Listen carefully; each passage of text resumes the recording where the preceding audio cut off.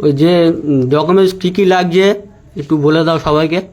Documents বলতে আপনারা প্রত্যেকেই প্রথমত যে অ্যানুমারেশন যে ফর্মটা, সমস্ত ডকুমেন্টসগুলো আপনারা জেরক্স করে নেবেন। প্রথমে জেরক্স করে নেওয়ার পরেতে যে অ্যানুমারেশন যে ফর্ম ফিল আপ করেছিলেন সেই ফর্মটা সর্বপ্রথমে রাখবেন।